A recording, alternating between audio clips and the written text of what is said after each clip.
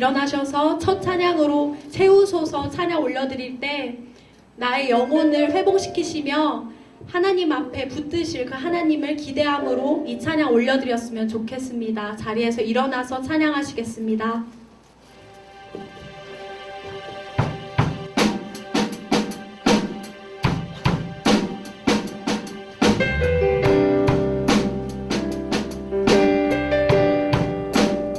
주님 오직 나의 마음의 주인이 하나님이십니다.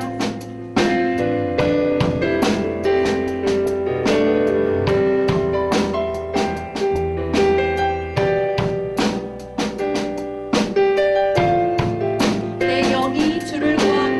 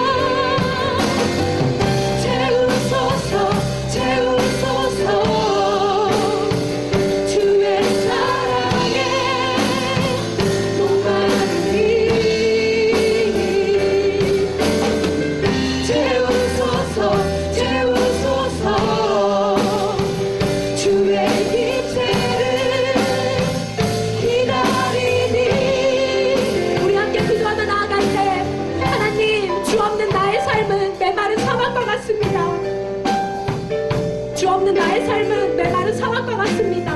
우리의 이 진정한 고백을 기뻐 받으실 하나님의 그 흐뭇한 표정, 흐뭇한 미소를 우리가 사모함으로 하나님께 이 고백을 올려드렸으면 좋겠습니다. 하나님, 주없는 나의 삶은 메마른 사막과 같습니다. 하나님께 간구함으로 우리의 마음의 중심을 올려드립시다. 기도하며 나아가겠습니다.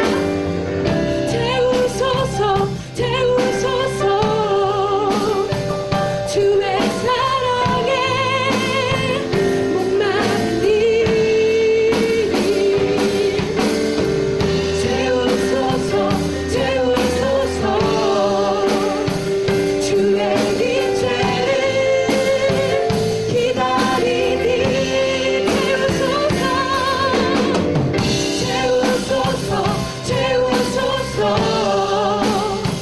주의 사랑에 목마르니 채우소서, 채우소서,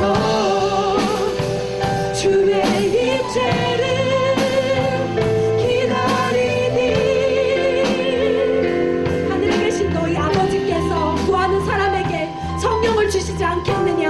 하나님, 우리가 구하지 아니하여서 그렇지 구하면 뭐든지 하나님께서 주시리라 믿나이다. 하나님, 우리가 땅의 것을 구하는 자들이 아니라 하늘의 신령한 것을 구하는 자들로 하나님, 우리의 입술을 주장하여 주시옵고 우리의 마음을 주장하여 주시옵고 우리의 생각과 모든 손짓까지 하나님 주장하여 주십시오. 이곳 가운데 주인 되신 하나님만을 영화롭게 하는 우리들 되기 원하나이다. 하나님, 우리의 찬양을 통하여 우리의 경배를 통하여 홀로 영광 받아 주십시오. 감사함으로 예수님의 이름으로 기도합니다. 아멘. 우리 하나님께 찬양 올려드립시다. 기쁨의 영으로 이것을 충만케 채우신 하나님을 찬양합니다. 아멘.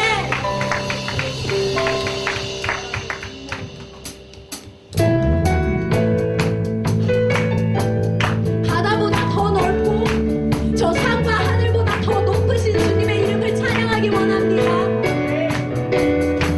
저 바다보다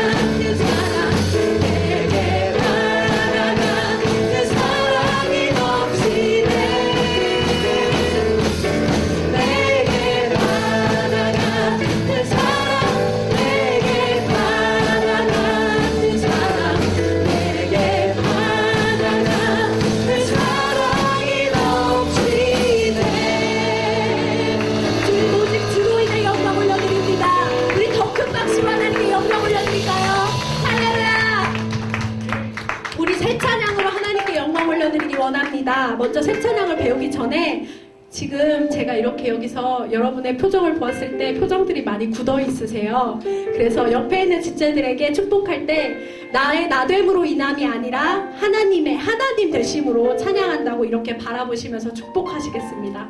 하나님의 하나님 되심으로 찬양하고 있습니다.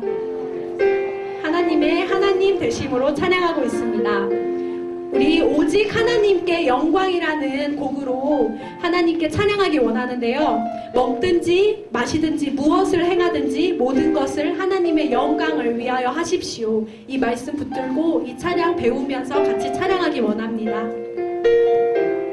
목소리 높여서 내 모든 마음으로 전능하신 하나님을 찬양합니다.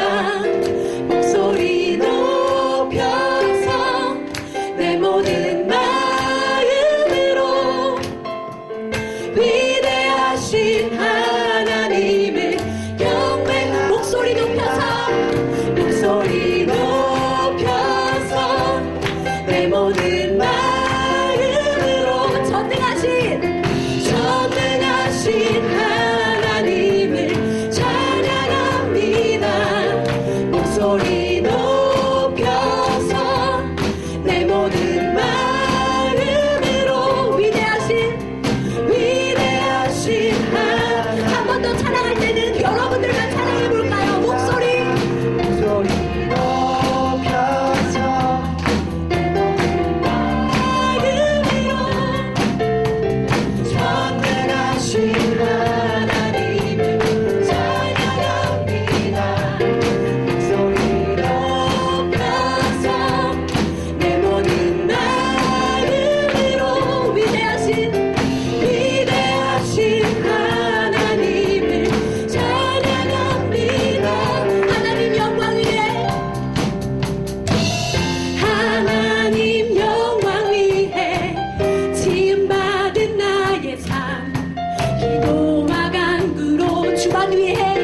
주만 위해 살리라. 내 삶의 이유 오직 하나님 영광 위하여 난 주 위에 살리라. 난 주 위 한 번 더 하나님 영광 위해 하나님 영광 위해 지음받은 나의 삶 기도와 간구로 주만 위해 살리라. 주만 위해 살리라. 아멘. 내 삶의 이유 오직 하나님 영광 위하여 난 주 위에 살리라. 난 주 위에 살리라. 목소리 높여서 내 모든 마음으로 전능하신 하나님을 찬양합니다.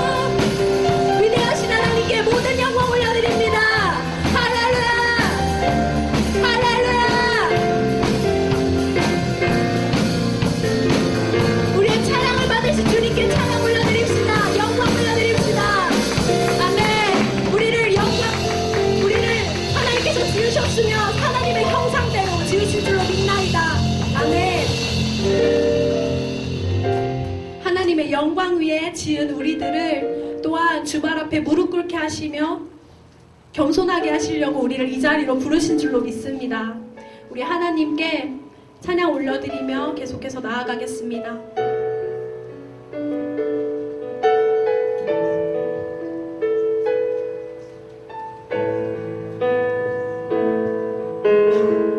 주말 앞에 무릎 꿇고 주말 앞에 무릎 꿇고 그 사랑에 나아가기네.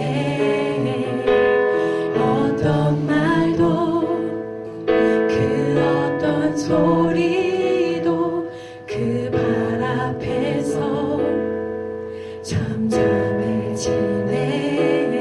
주 나의 사랑,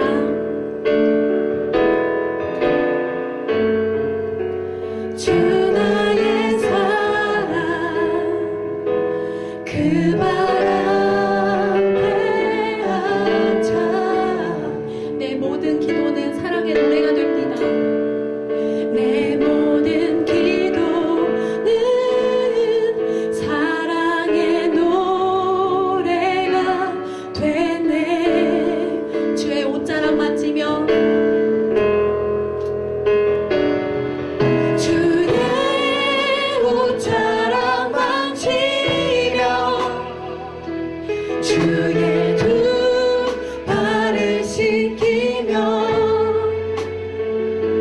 주님 그 발에 입 맞추며 나의 왕관을 놓으리. 주의 옷자락 만지며 주의 옷자락 만지며 주의 두 발을 씻기며 주님 그 발에 입 맞추며 나의 왕관을 놓으리. 주말 앞에 무릎 꿇고 주말 앞에 무릎 꿇고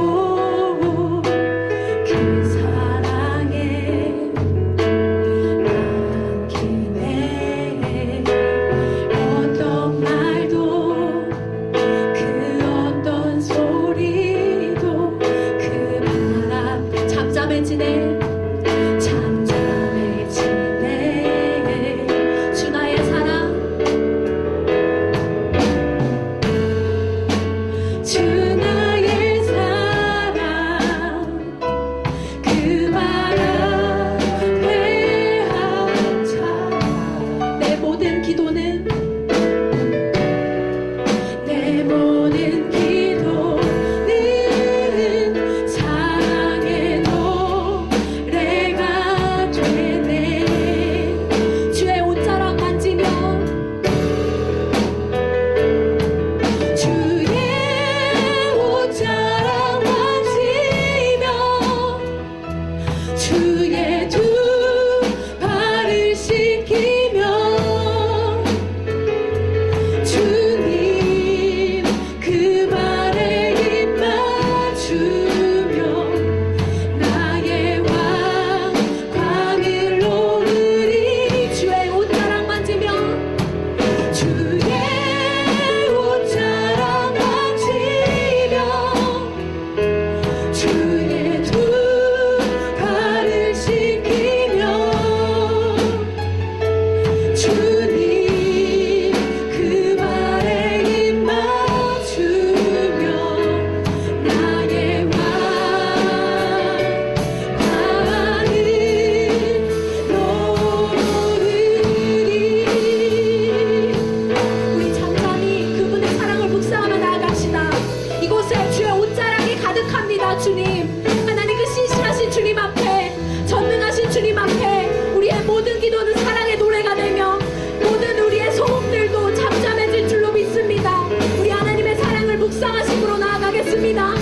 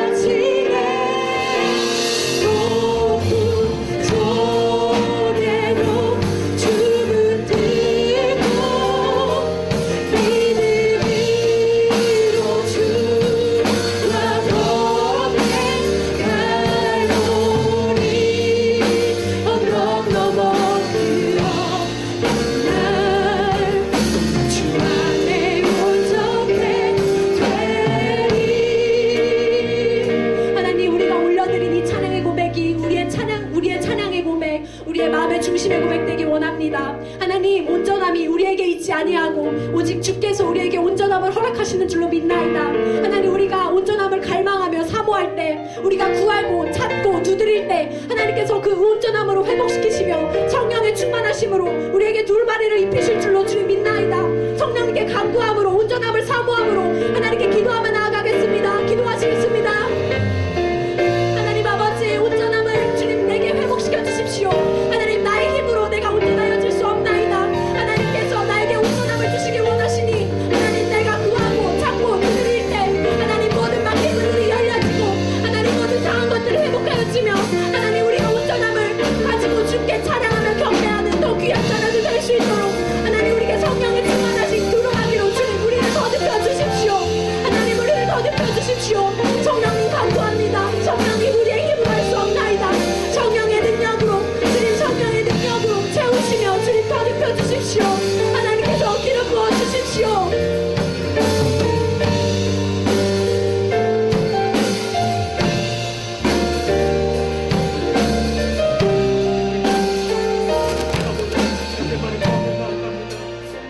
아버지 하나님, 이 시간 우리의 진실됨을 구하며 아버지 앞에 나아갑니다. 진실함으로 살아계신 하나님을 예배하기 원합니다.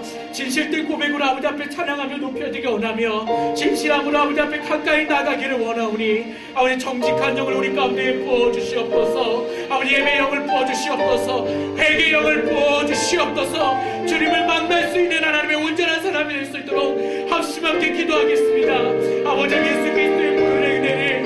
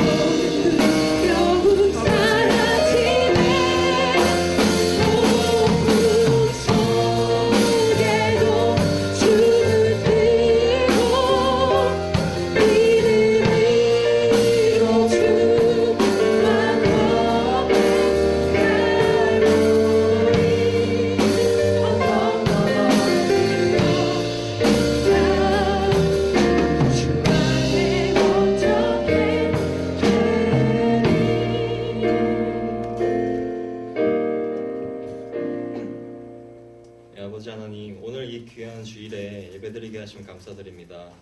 이 자리에 임하셔서 저희 귀와 마음을 여시고 은혜 가운데 온전히 예배드리게 하시옵소서.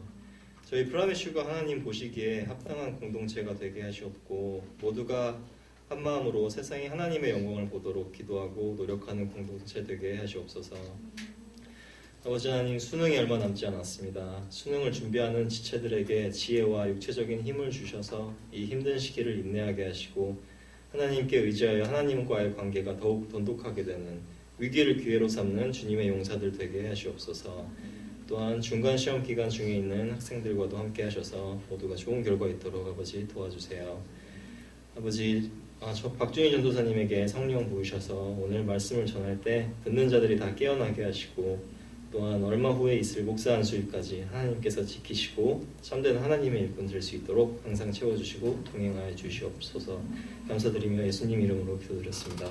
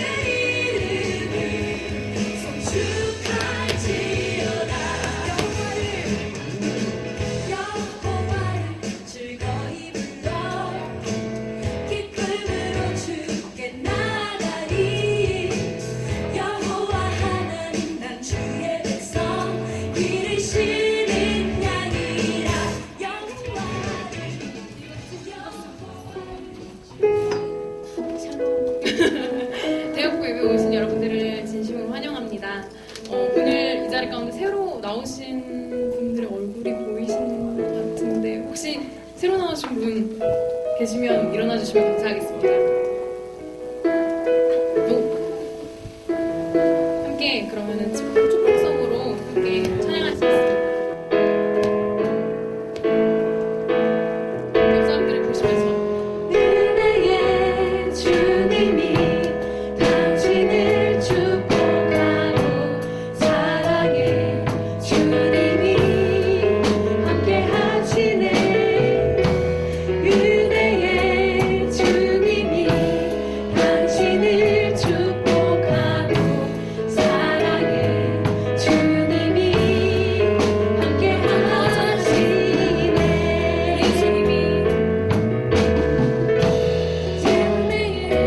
주님이 당신을 축복하고 사랑해 주님이 함께 하시네.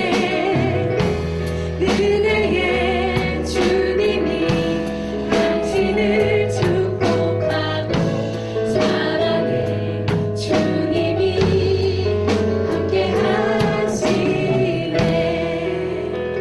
축복합니다. 작업 광고 보셨다시피 저희가 다음 주는 연합 예배로 드려집니다. 그래서 동일한 시간에 12층에 오셔서 청년부랑 같이 연합 예배로 진행하시면 될 것 같고요. 그리고 후에 순모임은 기모임으로 진행하도록 하겠습니다. 그 점 참고하시면 좋을 것 같습니다. 그리고 저희가 이제 조만간 겨울 맞이 준비 입동 특별히 11월 8일 그날 딱 입동이더라고요. 그래서 겨울을 미리 준비한 마음으로 그리고 또 친목 동호를 위하여 또 소통을 준비했습니다. 저희가 그날 장소는 롯데 아이스링크장.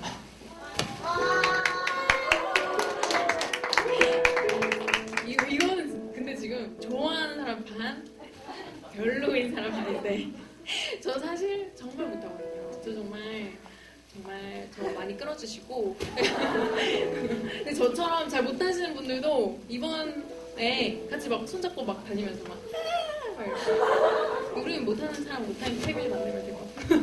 그래서 그날 자세한 사항들은 이제 카톡으로 공지가 될 것 같고요. 뭐 옷이라든지 그날 준비할 것들 자세하게 알려드리겠습니다. 그날 11월 8일이고요. 그날 기억하셔서 후에 스케줄 빼주시면 감사하겠습니다. 그리고 계속해서 모집하고 있습니다. 예배팀 모집하고 있고요. 그리고 지난주에 이어가지고 이번 주에 2호 주보 드디어 대학부 주보가 만들어졌는데 변예빈 팀장님께서 수고하고 있습니다. 많이 참여하셔가지고 이 기록하는 것들과 요 내용들을 담아가지고 우리가 보고 읽고 하는 이 나눔이 되게 귀하더라고요. 또 글로 접하는 게 또 우리가 소식을 접하는 게 다르기 때문에 이런 거 힘써주실 분들 모집하고 있습니다. 그리고 또한 저 영상팀 모집하고 있고요. 오늘 듣기로는 세아가 이제 함께 하기로 했다고 듣는데 드디어 이제 영상팀에도 멤버가 생겼다는 거 놓치지 마시고 타이밍 잘 잡으셔가지고 어서 참여해주시면 감사하겠습니다. 말씀 보겠습니다. 오늘 저에게 주시는 하나님의 말씀은 사도행전 3장 11절에서 26절입니다. 사도행전 3장 11절에서 26절 말씀. 저부터 돌아가시면서 교독하시겠습니다. 그 사람이 베드로와 요한을 붙잡고 있을 때 모든 백성이 크게 놀라 솔로몬의 행각이라 불리는 곳으로 달려와 그들에게 몰려들었습니다. 베드로가 이것을 보고 백성에게 말했습니다. 이스라엘 사람들이여 왜 이 일을 이상하게 생각합니까? 또 우리 자신의 능력과 경건으로 이 사람을 걷게 한 것처럼 왜 우리를 주목합니까? 아브라함과 이삭과 야곱의 하나님 곧 우리 조상의 하나님께서 그분의 종 예수를 영화롭게 하셨습니다. 그러나 여러분은 일찍이 그를 넘겨주었고 빌라도가 놓아주기로 판결했음에도 당신들은 빌라도 앞에서 그것을 부인했습니다.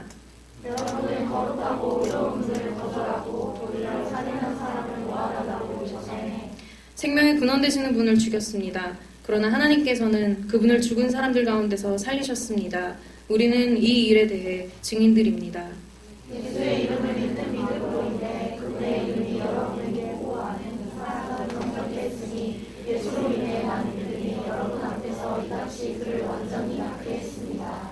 형제들이여, 이제 나는 여러분이 여러분의 지도자들처럼 무지해서 그렇게 행동했던 것을 압니다.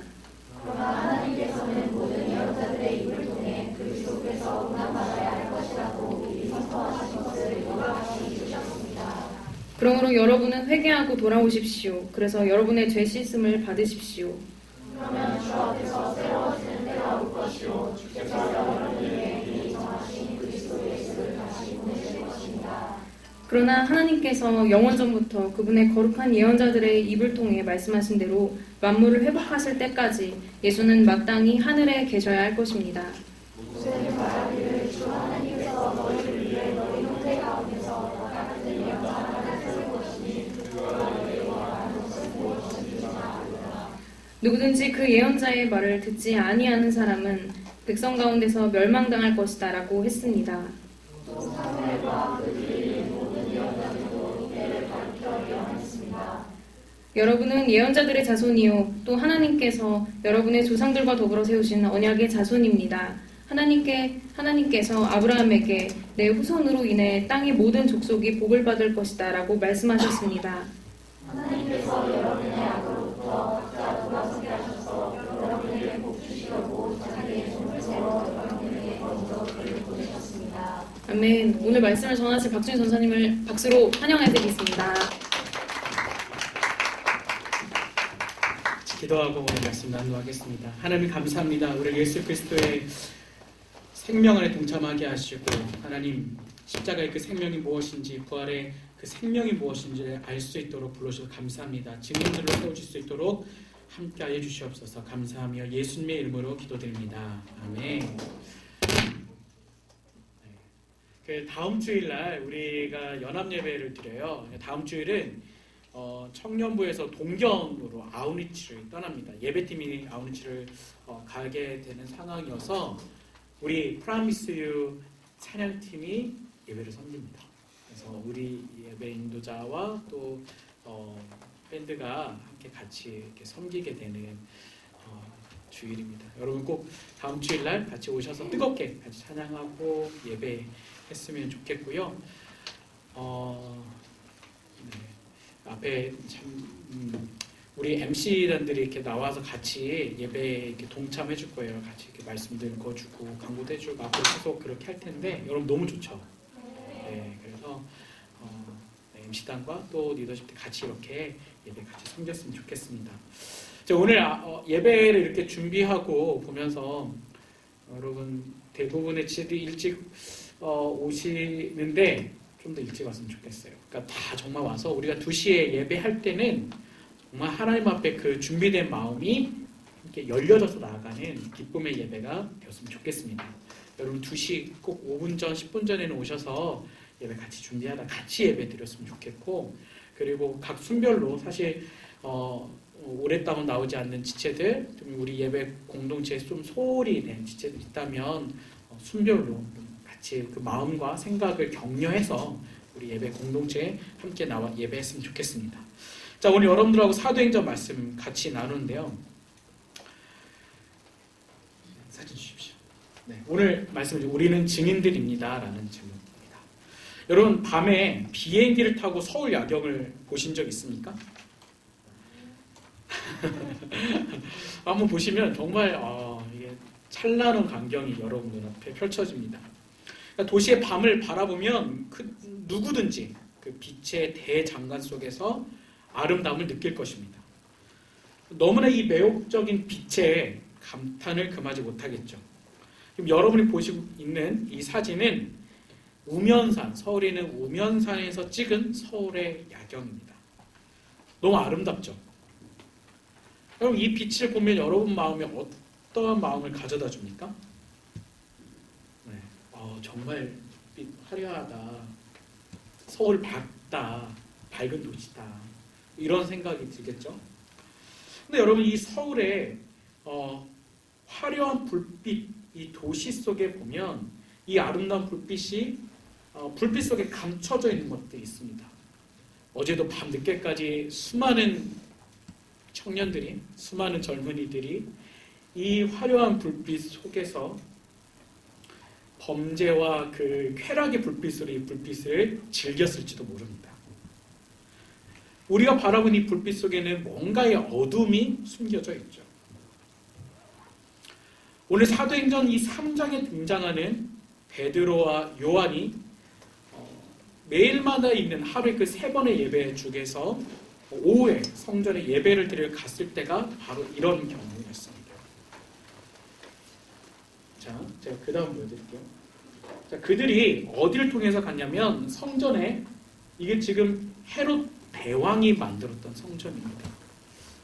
49년 정도 시간을 들여서 헤롯 대왕이 만들었던 건축물인데, 자, 보시면 여기 동쪽문이 있어요. 잠시만요. 네, 여기 동쪽문 보이시죠? 이 동쪽문으로 들어가서 그 성전의 이방인의 뜰, 이게 성전 바깥에 있는 뜰들이 이방인의 뜰입니다. 그 이방인의 뜰과 흰 대리석 기둥들이 내열로 들어선 솔로몬 행각으로 이어지는 15의 계단. 그러니까 지금 어디를 말하냐면 이 모든 이 헤롯 대왕이 만들었던 이 성전에는 흰 대리석으로 모든 것들이 장식되어 있었어요. 부지가 어느 정도 되냐면 10만 평 정도입니다. 10만 평 정도. 그러니까 이 10만 평 정도 되는 이곳에 흰 대리석으로 놓여 있었는데, 이때 베드로와 요한이 이 동쪽문으로 들어가서, 여기에 보면 자세히 보면 계단이 있는데, 그 다음 사진 보여드릴게요. 자, 여기 동쪽으로 들어가서 성전에 들어가려고 하는 요, 잘 안 보이시죠? 여기 계단 15개가 이 계단을 올라가고 있을 때, 그때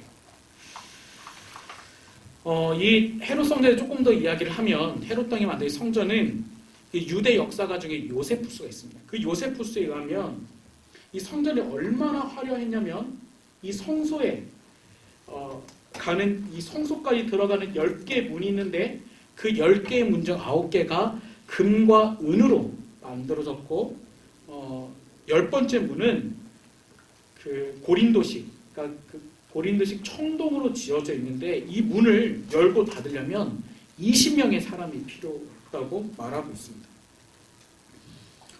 이렇게 화려하게 만들어진 그곳에 베드로와 요한이 가고 있을 때, 이 계단에 올라가는 이 미문 앞에, 성전의 미문 앞에 누가 등장하냐면 한 거지가 등장합니다.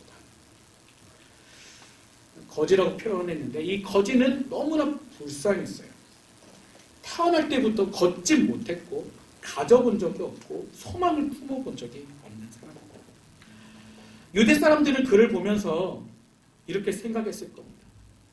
죄의 저주를 받아서 그렇게 된 것이라 생각했었습니다. 그 거지는, 이곳에 앉아있던 거지는 그냥 평소와 다름없이 성전문에 앉아서, 그 화려한 성전문에 앉아서 사람들에게 구걸을 하고 있었습니다. 베드로와 요한이 가까이 다가왔지만 자신에게 있는 저주에 대해 아무것도 할 수 없는 것으로 사람들도 그렇게 보고 있었고, 본인도 그렇게 생각하고 있었습니다. 아무것도 할 수 없는 그런 사람. 그러나 그 어둠이 화려한, 그렇게 이 태어날 때부터 안진뱅이 된 사람이 이곳에 앉아 있을 때, 마치 그 어둠이 화려한 불빛 속에 숨겨져 있을 때 진정한 빛이 나타나 어둠을 삼켜버리는 것처럼 아주 놀라운 사건이 벌어졌습니다. 이 베드로와 요한이 이곳 성전 미문에 앉아있는 안진뱅이에게 나사렛 예수 그리스도 이름으로 일어나 걸으시오라고 오른손을 잡아 일으킬 때, 예수 그리스도의 생명의 빛이 오랜 시간 그 삶의 어둠에 갇혀 있었던 한 거지, 그 영혼을 이렇게 세우는 사건이 일어난 것입니다. 이것은 초대교회의 첫 번째 기적의 사건이었습니다. 초대교회에 우리가 앞에 사도행전 2장에 보면 하나님의 성령이 임해서 하나님의 성령으로 각 사람들이 16개의 다른 언어로 말하기 시작하고, 그리고 각 사람들이 흩어져 예수 그리스도를 증거하는 사건들이 일어나게 됩니다. 그리고 베드로의 첫 번째 설교가 나오고 그리고 등장하는 첫 번째 기적이 바로 성전 미문에 앉아있던 안진뱅이가 예수 그리스도의 이름으로 일어나는 사건이었습니다. 이 사건은 예수님이 아닌 베드로와 요한이라는 인물을 통해서 나타나게 됐다는 사실이 아주 놀라운 사건입니다. 예수님은 예수님의 생애 동안 나병 환자를 깨끗게 하시고 안진뱅이를 일으키시고 소경의 눈을 뜨게 하시고 귀신 들린 자도 고쳐주시고 죽은 자도 살려주셨습니다. 근데 우리는 볼 때 예수님은 하나님이시기 때문에 당연한 거죠. 근데 우리가 놀라는 것은 베드로라는 한 인간이 예수님과 같은 기적을 일으켰다는데 놀라게 되는 거죠. 베드로가 이런 하나님의 놀라운 기적을 일으킬 수 있었던 것은 바로 성령님이 임하셨기 때문에 이런 기적의 사건이 가능한 것입니다. 여러분, 성령의 충만함을 받는 우리에게도 이런 기적의 놀라운 사건이 일어날 줄 믿습니다. 요한복음 14장 21절 말씀을 같이 한번 읽어보도록 하겠습니다. 요한복음 14장 21절의 말씀입니다. 같이 한번 자막을 주십시오. 요한복음 14장 21절의 말씀입니다. 같이 한번 읽겠습니다. 시작.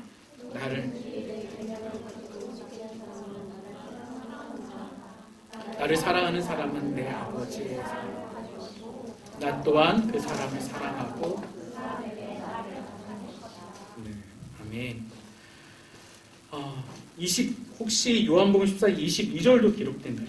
예수님 뭐라고 하시냐면 나를 믿는 자는 나의 일도 할 것이다. 그리고 나보다 더 큰 일도 하게 될 것이라고 말씀하십니다. 그리고 예수님께서 하신 놀라운 기적의 사건들이 있어요. 각종 병든 자들을 고쳐주시고 죽은 자도 일으켰던 예수님께서 내 뒤에 예수님의 하는 일들을 따르고 쫓는 사람들은 예수님과 더 큰 일을 하게 될 것이라고 말씀해 주십니다. 그것이 가능한 이유는 예수님에게 예수 그리스도의 영이 있었던 것처럼 예수님을 믿는 사람들에게 하나님의 영, 하나님의 성령이 그 사람들 가운데 임하기 때문에 예수님보다 더 큰 일도 할 수 있다고 말씀하고 계시는 거죠. 여러분, 이 말씀을 믿으십니까? 여러분, 성령 세례받고 성령 충만하면 이러한 기적들이 우리의 삶에 일어납니다. 또 하나님께서 베푸시는 기적이 우리 눈에 보이게 됩니다. 하나님께서 우리 삶 가운데 살아계셔서 역사하시는 기적과 같은 일들이 우리의 믿음의 반응으로 보이게 되는 것이죠. 내가 날마다 삶에서 경험하는 하나님께서 베푸신 일들이 하나님의 그 기적의 사건들로 보이게 되는 것입니다. 여러분, 기적을 날마다 경험하시기를 축복합니다. 근데 이런 기적의 사건 속에서 오늘 말씀에 보면 여러 사람들의 반응이 보여요. 그것이 바로 11절, 오늘 본문 11절의 말씀입니다. 11절을 같이 한번 읽어보도록 하겠습니다. 자, 11절 말씀 같이 읽겠습니다. 시작. 사람이 베드로와 요한을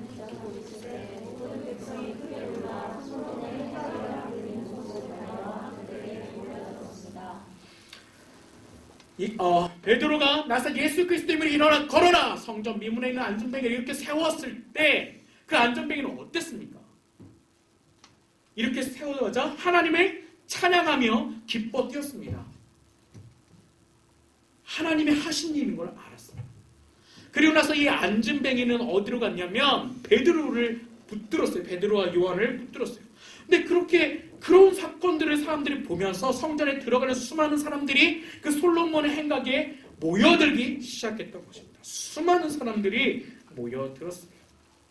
근데 이때의 반응은 두 가지입니다. 먼저는 태어나면서 안진뱅이였던 사람, 한 번도 예수님에 대해서 들어보지 못했던 그 사람에게서는 이 사건을 일으켜 기적을 자기에게 행해준 베드로가 매우 위대하게 보였던 것입니다. 또 그것을 지켜봤던 사람들의 반응, 그 수많은 사람들이 봤을 때 베드로는 그들에게 스타가 됐던 것이죠.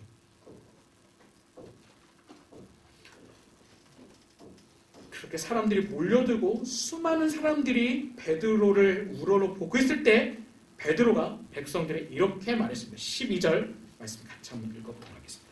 12절 말씀입니다. 같이 한번 읽겠습니다. 시작.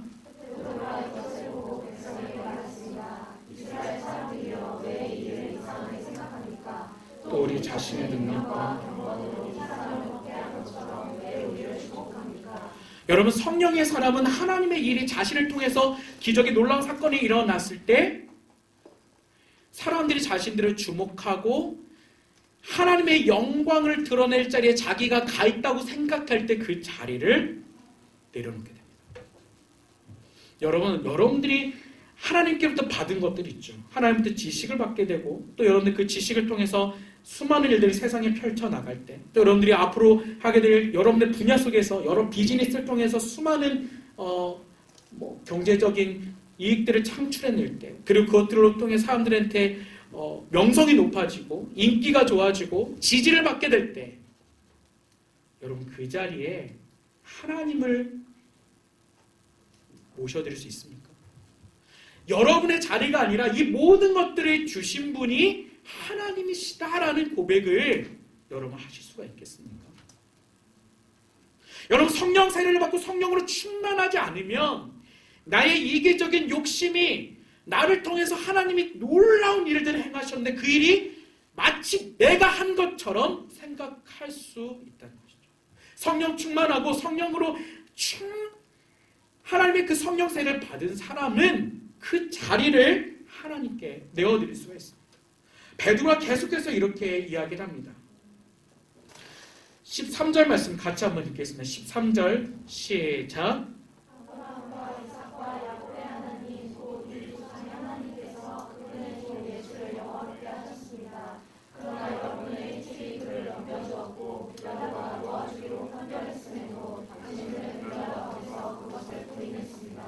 그 성전의 화려한 대리석으로 흰색 대리석으로 가득 차 있는 화려함 속에 작은 어둠으로 그 갇혀 있었던 한 안증뱅이를 정말 참된 생명의 빛으로 끌어냈던 예수 그리스도의 그 생명이 있었던 전했던 베드로.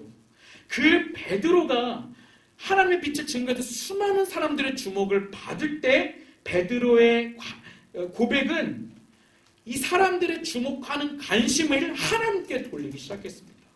내가 아니라 왜 나를 주목하고 바라봅니까? 아브라함과 이삭과 야곱의 하나님, 그분이 예수를 영화롭게 하셨고 그분에 대해서 증거하기 시작하는 거죠. 여러분에게 주어지는 수많은 하나님의 그 기적의 사건들이 하나님의 영광을 위해서, 주님의 영광을 위해서 여러분 가운데 주어진 것임을 고백하시기를 축복합니다. 오늘 찬양 중에 우리 수정 자매가 그 고백을 했어요. 먹든지 마시든지 무엇을 하든지 오직 하나님의 영광을 위해서 해야 한다. 여러분 고린도전서 10장 31절 말씀이에요. 여러분 같이 한번 읽어볼까요? 같이 한번 읽겠습니다. 시작.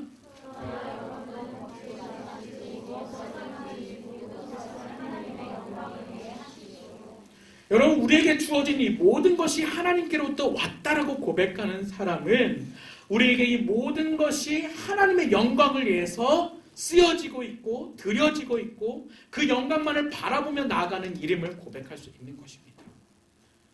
여러분 이렇게 영광의 고백이 하나님께 있는 그런 믿음의 사람들이 되시기를 축복합니다.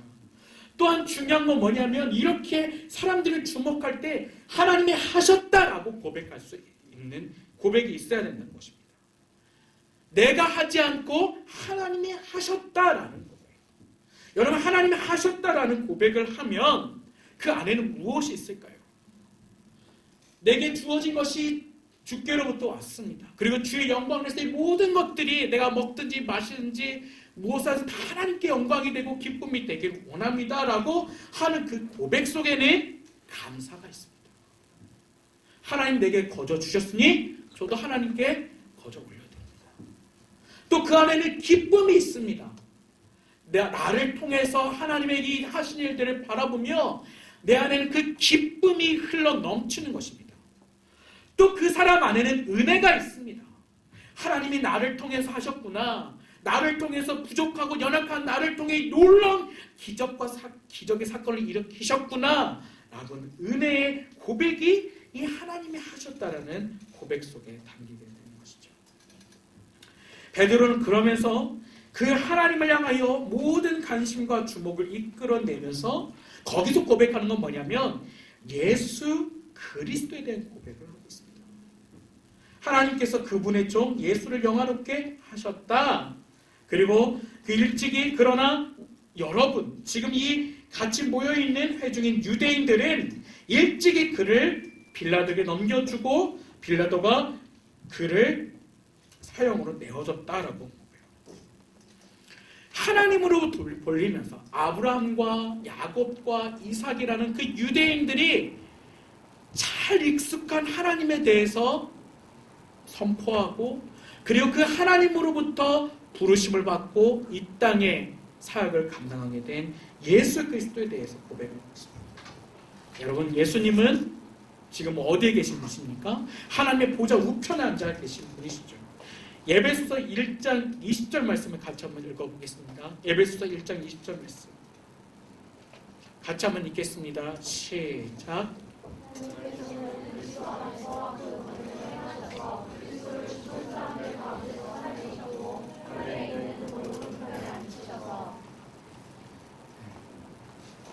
예수님께서는 지금 하나님의 그 영화로운 일들을 감당하시고 하나님의 보좌 우편에 앉아 계십니다. 지금 베드로는 사람들이 그 보좌 우편에 계신 예수 그리스도를 보도록 이끌고 있죠. 그 고백 속에 14절 말씀이에요. 14절 말씀 14절 15절 말씀 같이 한번 읽어보도록 하겠습니다. 14절 15절 말씀 읽겠습니다. 시작.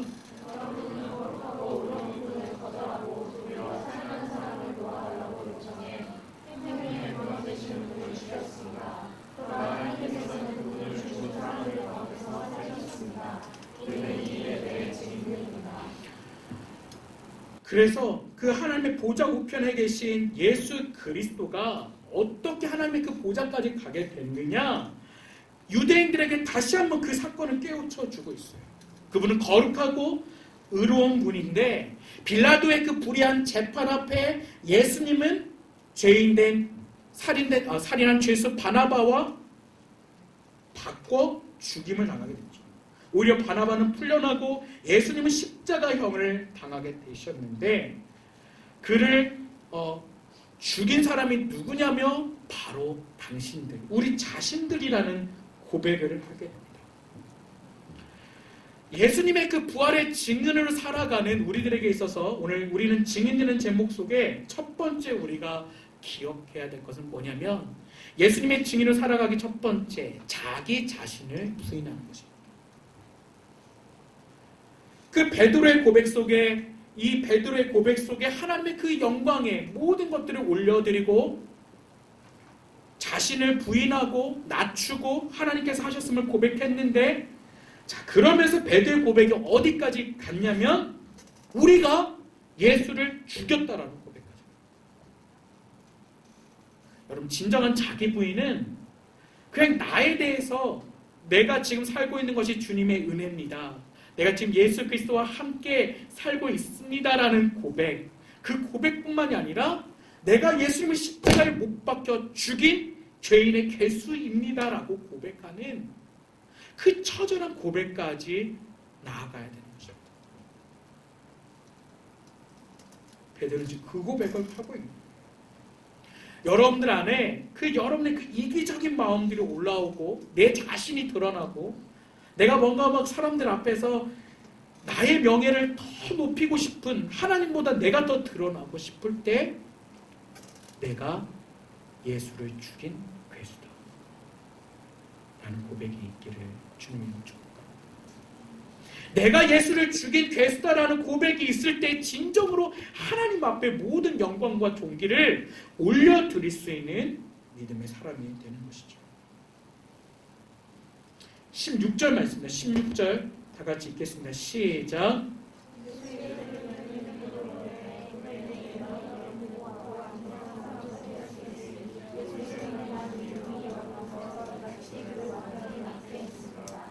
아멘. 지금 이 안진뱅이가 나았던 것은 무엇으로? 믿음으로 이 사람이 온전케 되어졌다. 근데 우리가 앞에서 짧게 살펴봤지만 이 태어나면서 안진뱅이 되었던 아무것도 가지고 것이 없었던 이 사람은 믿음이 원래 있었던 사람이 아니었어요. 그런데 베드로와 요한이 다가와서 인간은 내게 있는 것을 당신에게 주고 나서 예수 그리스도의 이름으로 일어나 걸으시오 라고 하는 그 말과 베드로와 요한이 이 안진뱅이와 주목하고 바라보는 그 순간에 그 순간 속에 예수 그리스도에 대한 믿음이 하나님의 성령을 통해서 그 안에 들어갑니다. 성령님이 역사하지 않고는 그 한 번도 예수를 들어보지 못했던 안진뱅이가 믿음을 갖고 일어날 수 없는 거죠.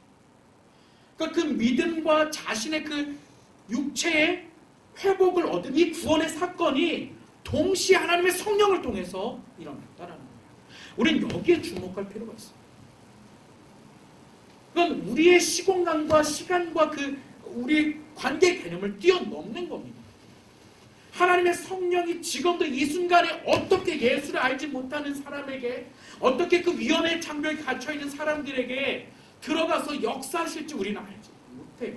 그렇지만 하나님의 성령이라면 우리는 알지 못하지만 하나님의 성령께서 우리가 생각하지 못하는 방법으로 그 안에 들어가 역사하신다는 거죠. 믿음이 그를 완전히 낫겠다라는 베드로의 이 선포의 말씀을 기억하시기 바랍니다. 자, 17절 말씀입니다. 17절 말씀 같이 한번 읽겠습니다.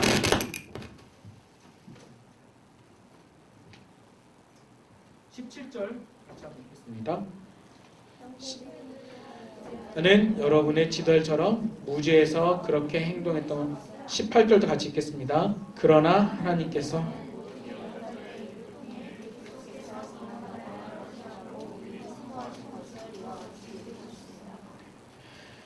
자, 19절 말씀도 같이 한번 읽겠습니다. 시작.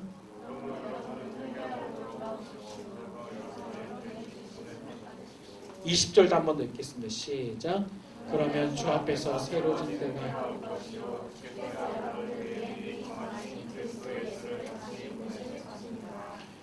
여러분 19절과 20절을 주목해서 보실 필요가 있어요. 자, 두 번째로 증인들이라고 고백하는 사람의 두 번째는 뭐냐면 회개하고 돌이키는 사람입니다.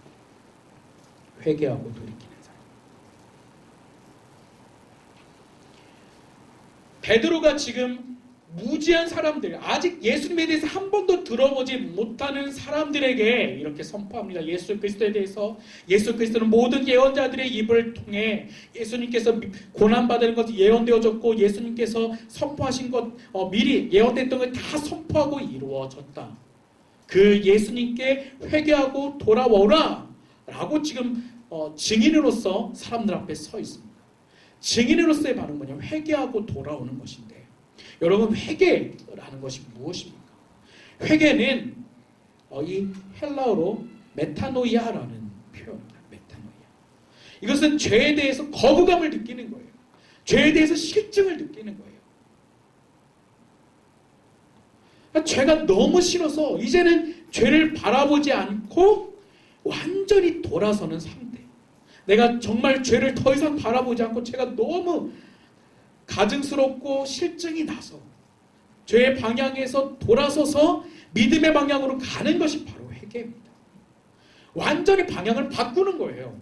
유턴하는 거예요. 유턴해서 본이 보이는 건 뭐냐면 바로 십자가예요.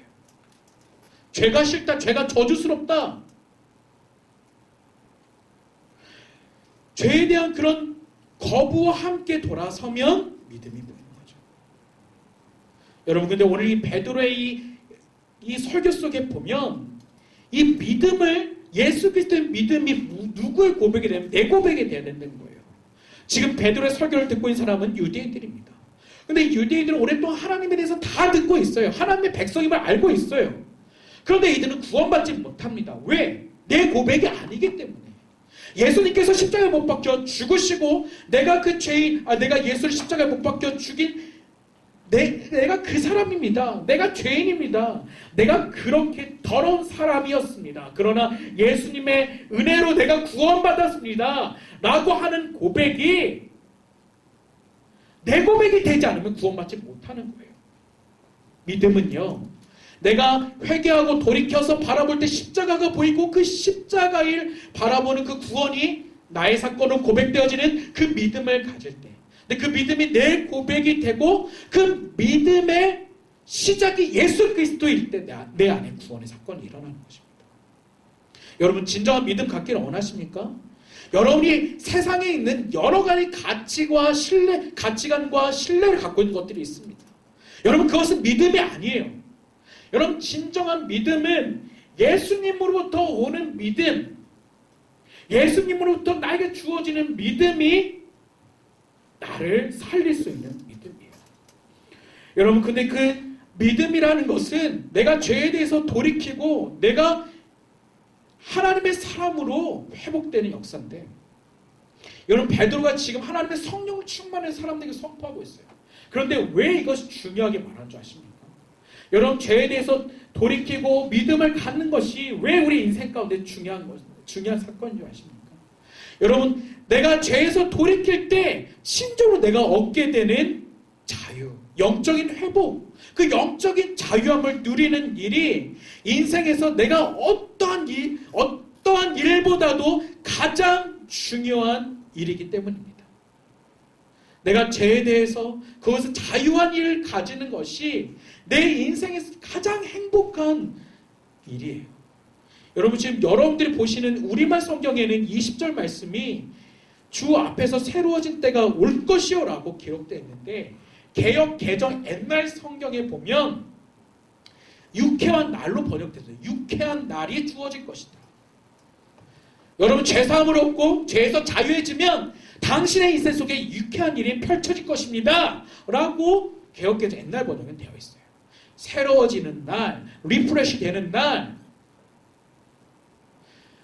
그런 인생에 있어서 그 새로움을 경험할 수 있는 것은 바로 회개할 때, 그로 인해 거듭날 때 주어지는 것입니다. 여러분 이것이 인생에서 가장 중요해요. 지금 내가 예수 믿는, 나중에 예수 믿겠다라고 하는 사람은 그 영혼의 리프레시 되는 거, 정말 영혼의 자유함을 누리는 그 은혜와 특권을 너무나 늦은 시간에 갖는 거예요. 그 사람은 그 인생에서 그만큼 손해보는 것이죠. 여러분은 지금 정말 하나님의 축복을 받은 사람들이에요. 그 영혼의 새로움을 알고 하나님의 사랑을 느끼고 살아가는 여러분들은 축복된 하나님의 자녀임을 선포합니다. 여러분 그렇게 베드로의 그 설교 속에 21절 말씀, 21절 같이 한번 읽어보겠습니다. 시작.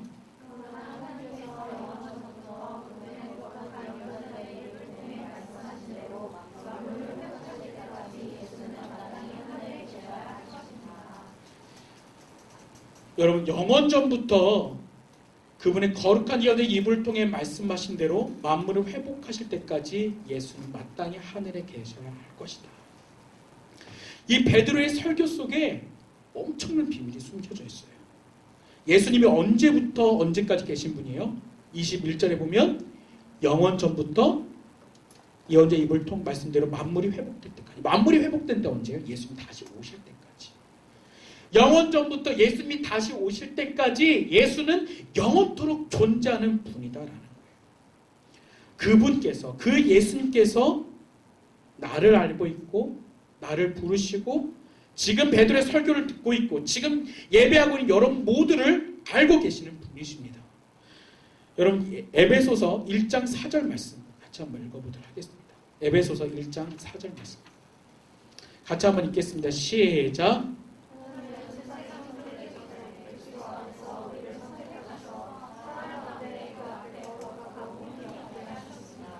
다시 한번 읽어봅시다. 시작.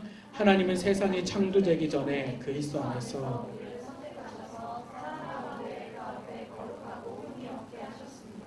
여러분 이 말씀을 붙들면 또 예수가 영원전부터 영원 후까지 모든 영혼의 그 세계 속에 지금도 나와 함께 계시는 분이자 믿으면 여러분 인생 속에서 우리 인생 속에서 당하는 고난과 환난의 의미가 달라져요. 내가 지금 고난과 당하고 있는 이 환난의 그 모든 것들이 당하고 있지만 이 모든 것들도 예수님께서 함께 하셔서 이겨내게 하실 것이고 그 이겨내신 후에는 내게 영화로움으로 더할 것이라는 확신이 내 안에 주어지는 것이죠.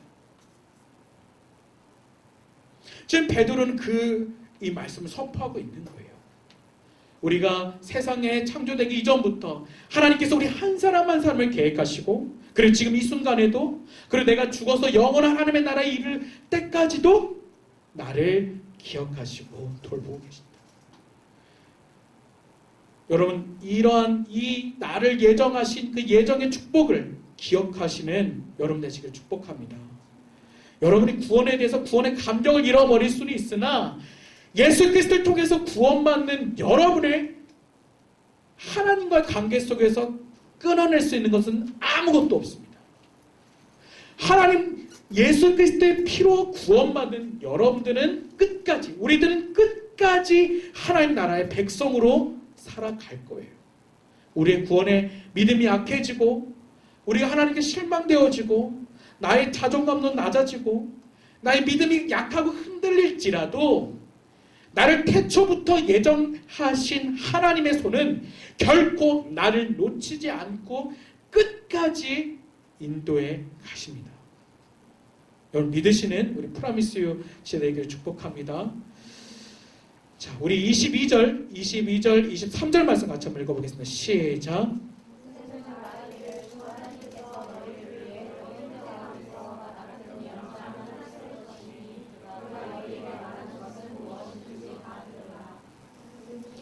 오직 그 예언자의 말을 듣지 않는 사람은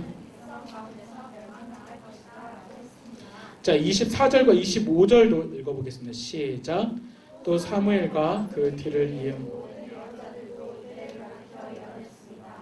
여러분은 예언자들의 자손이요 또 하나님께서 여러분을 조사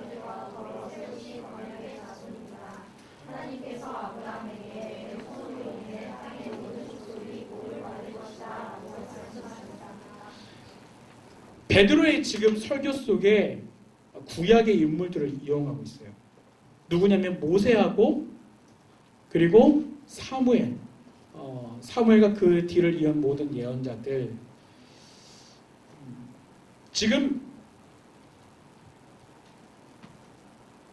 베드로를 향해 몰려든 사람들은 유대 사람들이에요. 그 유대 사람들 속에서 예수 그리스도를 증거하면서 이 베드로가 인용했던 인물들은 이 유대인들이 너무나 잘 알고 있는 인물, 바로 모세와 그리고 사무엘과 다윗 그리고 아브라함을 증거하고 있습니다. 근데 우리가 주목해야 할 말씀 바로 25절이에요. 여러분 예언자들의 자손이요 또 하나님께서 여러분의 조상들과 더불어 세우신 언약의 자손입니다. 하나님께서 아브라함에게 내 후손으로 인해 땅의 모든 족속이 복을 받을 것이다 라고 말씀하셨다.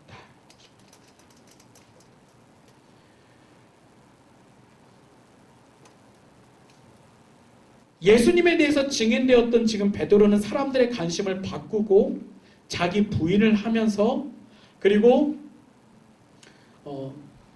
모든 사람들의 관심을 하나님께 돌이켰죠. 그리고 두 번째로는 회개를 선포하고 그리고 세 번째는 뭐냐면 예수 그리스도를 믿고 돌이키면 그 안에 하나님의 축복이 임한다라는 걸 지금 말씀 속에 선포하고 있는 거예요. 하나님의 축복. 하나님께서 아브라함에게 주셨던 축복이 어디에 기록된지 아십니까? 창세기 12장에 보면 기록되어 있습니다. 자, 여러분 창세기 12장 1절부터 3절까지를 같이 한번 펴서 읽어보시겠습니다. 창세기 12장 1절부터 3절까지.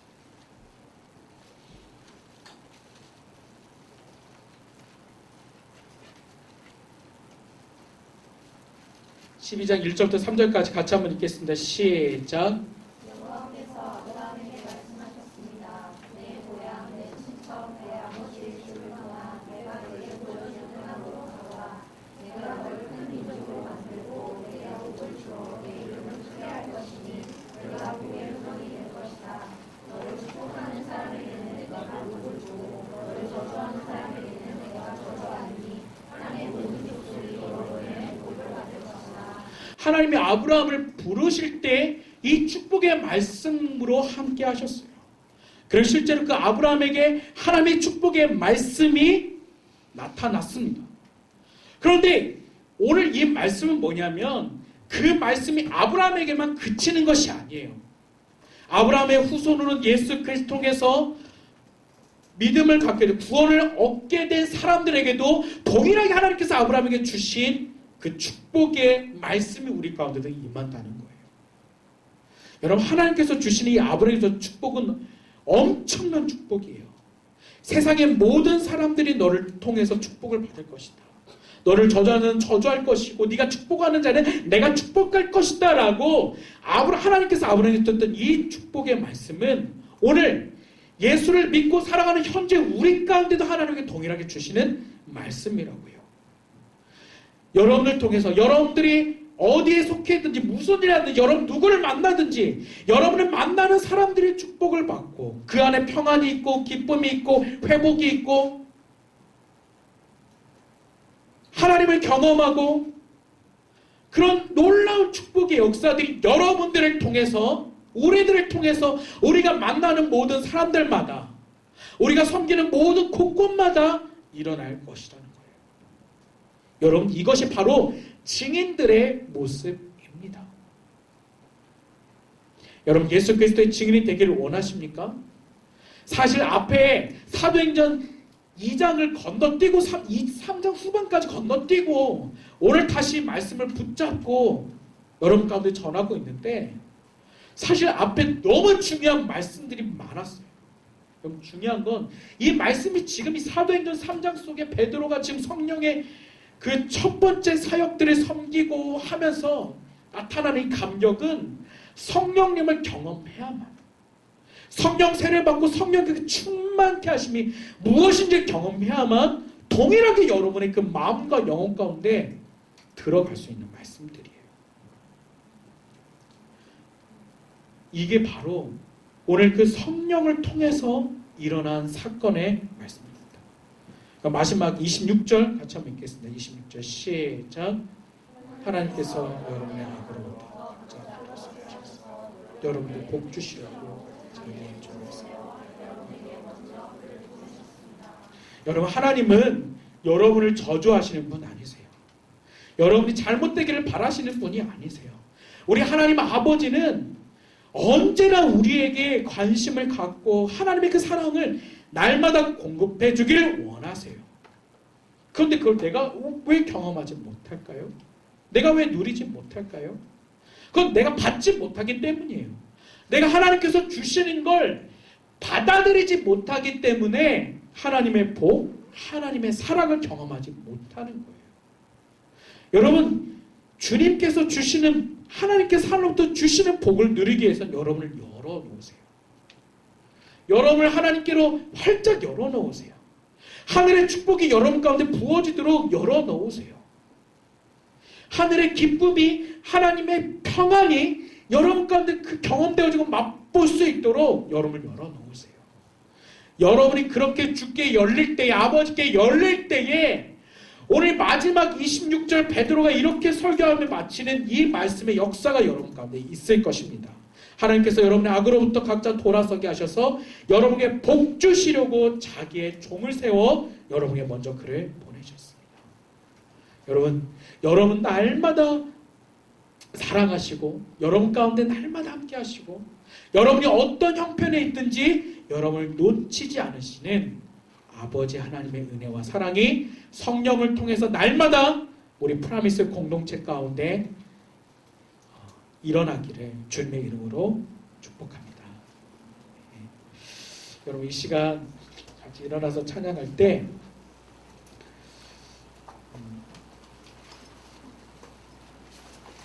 먼저는 우리 앞에서 맨 처음에 사진 봤던 그것들을 우리 같이 생각에 떠올리면서 이렇게 기도했으면 좋겠어요. 지금도 도시의 그 화려함 속에서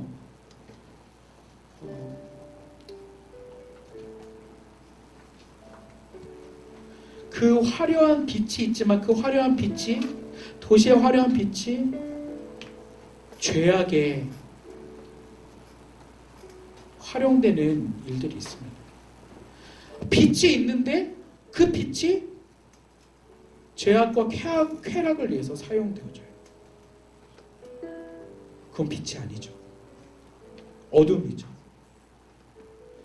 근데 진짜 그 빛 속에 숨겨져 있는 어둠을 참된 빛으로 바꿀 수 있는 분이 있습니다. 바로 예수 그리스도십니다. 그 예수 그리스도의 생명의 빛이 2000년 전에 태어날 때부터 안전망이었던 사람을 가셨습니다. 그는 아무런 소망이 없었습니다. 거지였습니다. 가진 것도 없고 부모로부터 버림받고 그도 알지 못하는 죄로 인해서 저주받았다라고 모든 사람들이 평가받고 자신도 그렇게 생각을 하고 있었습니다. 생명의 빛이 아니면, 예수 그리스도의 생명의 빛이 아니면 그는 결코 그 어둠 속에서 빠져나올 수 없는 인간이었습니다.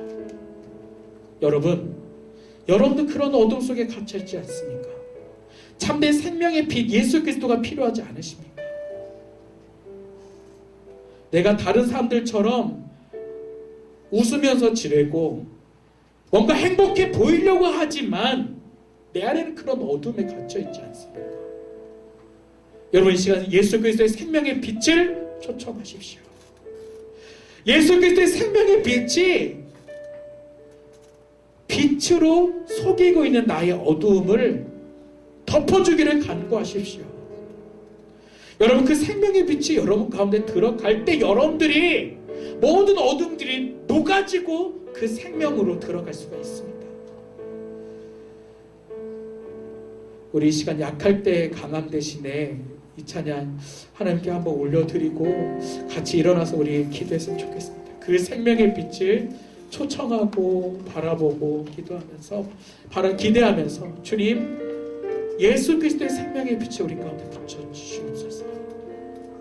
내 안에 빛으로 속이고 있는 그 어두움을 다 덮어주시고 회복시켜 주시고 생명으로 바꿔주십시오. 우리 함께 약할 때 강함 대신에 찬양하겠습니다.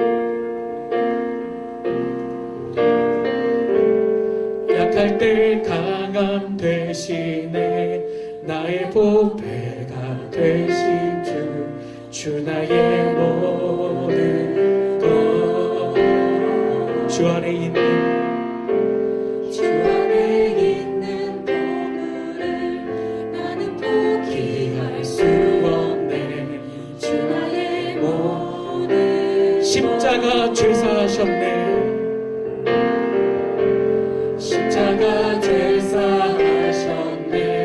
주님의 이름 찬양해. 주 나의 모든 것,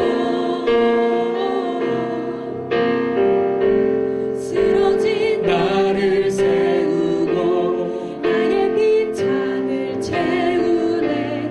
주 나의 모든, 우리 생명의 빛을 바라보면서 예수 어린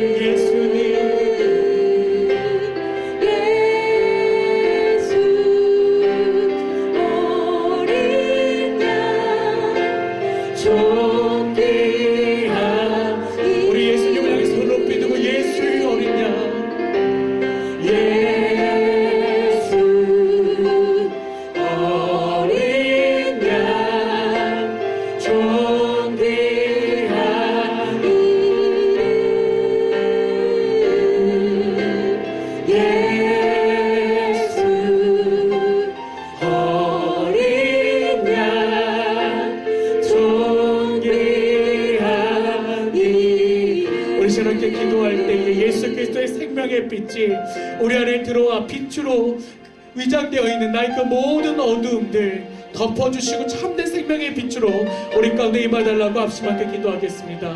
아버지 주님 감사합니다.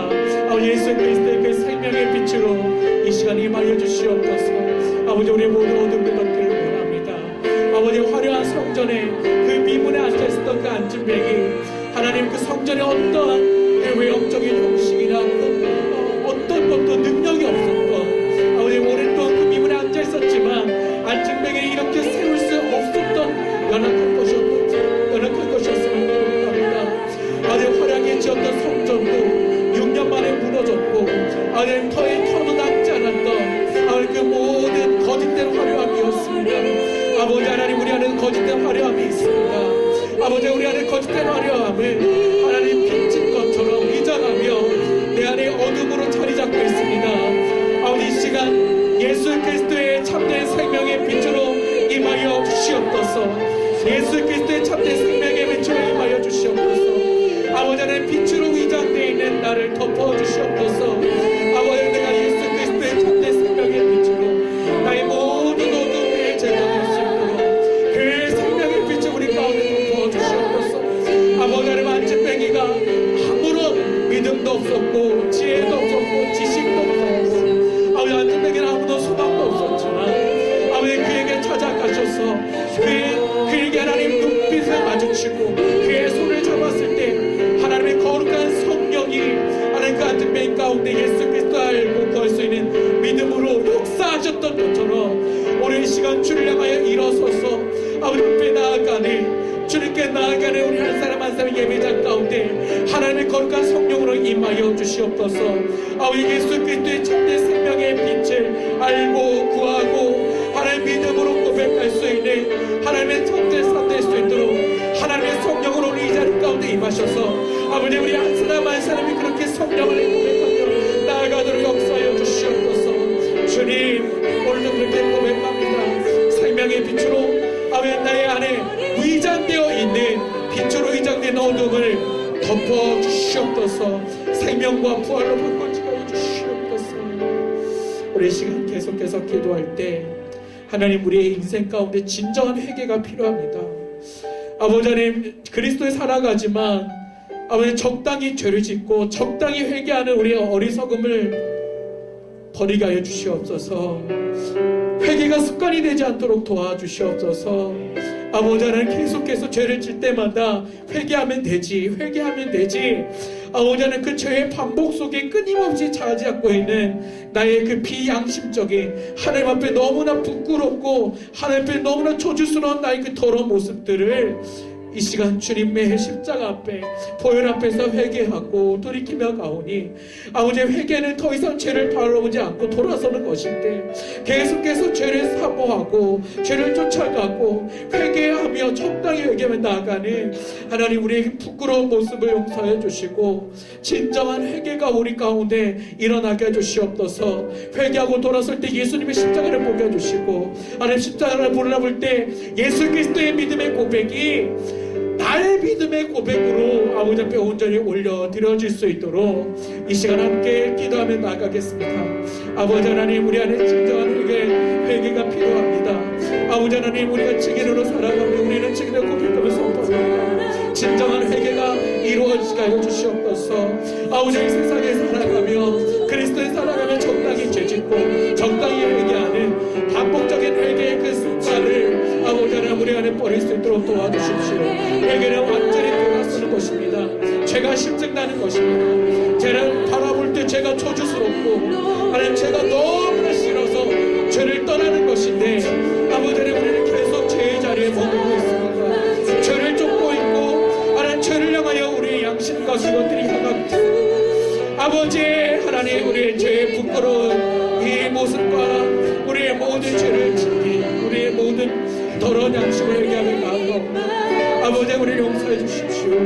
아버지 진정으로 아버지 앞에 회개하고 돌이킬 수 있는 믿음의 사람들 되게 주십시오. 하나님의 성령으로 말미암아 진정한 회개가 우리 가운데 주어지도록 고백하고 하나님의 성령으로 우리 가운데 진정한 회개가 부어지도록 오셔서 역사해 주시옵소서. 아버지 진정한 회개가 진정한 우리 가운데 있게 해주시옵소서. 아버지 진짜 회개의 눈물 가운데 거쳐나가 주시옵소서. 아버지 십자가를 지고 골고다 갈보리 언덕을 오르시고 그 주님을 바라볼 때 우리의 모든 눈물과 참여하는 마음과 아버지 앞에 돌이키는 그 기도의 역사들이 하나님 우리 삶 가운데 일어나게 해주시옵소서. 회개가 서어질지 진정한 회개가 우리 삶 가운데 나타나주시옵소서. 아버지 회개의 영을 부어주시고 기도의 영을 부어주시고 하나님의 성령을 가운데 부어주시옵소서. 오 주님 만나게 하나님 주님 만나게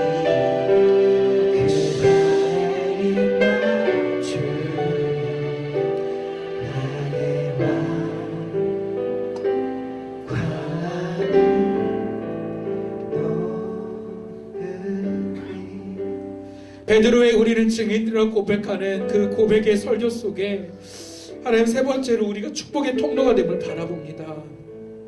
하나님께서 아브라함을 부르시고 아브라함을 약속의 땅으로 보내셔서 하나님 그 아브라함을 통해서 지금도 모든 인류의 절반 이상이 그 아브라함의 후손이라고 고백하는 것처럼 하나님께서 아브라함 가운데 약속하셨던 그 축복의 통로의 약속이 이루어지고 있음을 바라보고 있습니다. 하나님 우리가 이제 그 축복을 받을 축복의 통로입니다. 아버지 하나님 우리가 속한 모든 곳곳마다 증인으로 살아갈 때 축복의 통로가 되게 하여 주시옵소서. 우리가 들어가는 우리가 섬기는 우리가 참여하고 있는 모든 공동체와 회사와 그룹과 캠퍼스마다 하늘의 복이 부어지게 해주시옵소서. 하나님 모든 문제와 어려움들이 다 녹아지게 하시고 오늘 통할 참된 기쁨과 평안이 축복의 통로로 나를 통해 증거되고 드러날 수 있도록 우리 시간 함께 기도하며 나가겠습니다. 아버지 하나님 우리를 축복의 통로로 부르셨습니다. 아버지 아브라함을 부르셨고 아브라함을 통해서 예수 그리스도의 증인들이 그 복을 이어받을 것이라 말씀하신 주님. 아버지 하나님 우리가 그 축복의 통로입니다. 아버지 하나님 우리가 축복의 통로로 인하여 나아가고 아버지 우리가 만나는 모든 사람들 우리가 속해 있는 모든 곳곳마다 축복의 통로로 우리를 사용하여 주시옵소서. 아버지 우리를 통해 모든 분야가 다 통찰시켜 주시고 모든 상처와 파도가 되어주시며 하나님의 기쁨과 하나님의 백성의 목소리를 주시옵소서. 아버지 하나님 찾아오는 복의 통로 내려주시옵소서.